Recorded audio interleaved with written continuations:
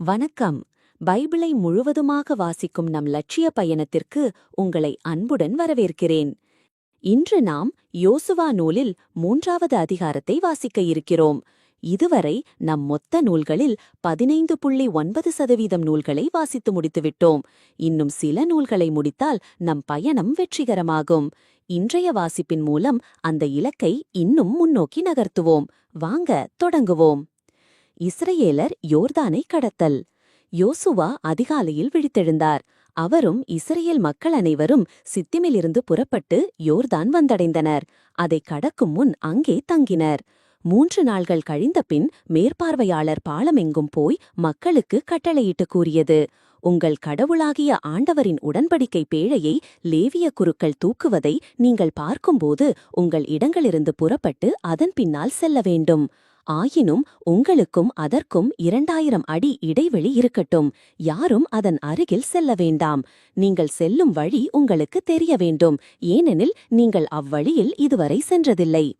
யோசுவா மக்களிடம், உங்களை தூய்மையாக்கிக் கொள்ளுங்கள், நாளை ஆண்டவர் உங்களிடையே வியத்தகு செயல்கள் புரிவார் என்றார். யோசுவா குருக்களிடம், உடன்படிக்கை பேழையை தூக்கிப் பிடியுங்கள், மக்கள் முன் கடந்து செல்லுங்கள் என்றார். அவ்வாறே அவர்களும் உடன்படிக்கை பேழையை தூக்கிக் கொண்டு மக்கள் முன் சென்றனர். ஆண்டவர் யோசுவாவிடம், இன்று இஸ்ரயேலர் அனைவரின் பார்வையில் உன்னை உயர்த்தத் தொடங்குகிறேன். அதனால் நான் மோசேயுடன் இருந்தது போல் உன்னோடும் இருப்பேன் என்று அவர்கள் அறிந்து கொள்வார்கள். உடன்படிக்கை பேழையை தூக்கி வரும் குருக்கள் யோர்தான் ஆற்றங்கரைக்கு வந்தவுடன் அங்கேயே நிற்குமாறு அவர்களுக்கு கட்டளையிடு என்றார். யோசுவா இஸ்ரயேல் மக்களிடம், இங்கே வாருங்கள், உங்கள் கடவுளாகிய ஆண்டவரின் வார்த்தைகளை கேளுங்கள். வாழும் இறைவன் உங்களிடையே இருக்கின்றார் என்றார். அவர் உங்கள் முன்னிருந்து கானானியர், இத்தியர், இவ்வியர், பெரிசியர், கிர்காசியர், எமோரியர், எபூசியர் ஆகியோரை விரட்டிவிடுவார். இதோ உலகனைத்தின் ஆண்டவரது உடன்படிக்கை பேழை உங்கள் முன் யோர்தானை கடக்கின்றது. இப்போது இஸ்ரயேலின் அந்நிரு குலங்களிலிருந்தும் குலத்திற்கு ஒருவராக நீங்கள் தேர்ந்தெடுங்கள்.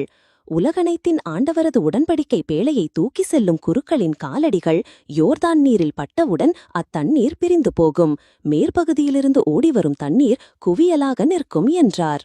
மக்கள் தங்கள் கூடாரங்களிலிருந்து யோர்தானை கடக்க புறப்படும்போது குருக்கள் உடன்படிக்கை பேழையை தூக்கிக் கொண்டு மக்கள் முன்னே சென்றனர். உடன்படிக்கை பேழையை தூக்கி சென்ற குருக்கள் யோர்தானை அடைந்தனர். அவர்கள் காலடிகள் யோர்தான் நீரின் விளிம்பில் நனைந்தவுடன் மேற்பகுதியிலிருந்து வந்த யோர்தான் நீர் வெகு தொலையில் நின்றது. அறுவடை நாள்களில் இந்நதி கரை புரண்டு ஓடும். மேற்பகுதியிலிருந்து வந்த நீர் சாரத்தானின் அருகிலிருந்த ஆதாம் நகருக்கு எதிரில் வெகு தொலையில் மேலெழும்பி நின்றது. கீழே ஓடிய நீர் பாலைநிலக் கடலாடிய சாக்கடல் வரை ஓடி மறைந்தது. மக்களும் எரிகோவுக்கு நேரெதிராக கடந்து சென்றனர். இஸ்ரயேலர் அனைவரும் கடந்து முடிக்கும் வரை ஆண்டவரது உடன்படிக்கை பேழையை தூக்கி சென்ற குருக்கள் யோர்தான் நடுவே வறண்ட தரையில் நின்றனர். எல்லா இஸ்ரயேல் மக்களும் அவ்வறண்ட தரை வழியாக நடந்தனர். நாம் 1189 அதிகாரங்களில் 190 அதிகாரங்களை நிறைவு செய்துவிட்டோம்.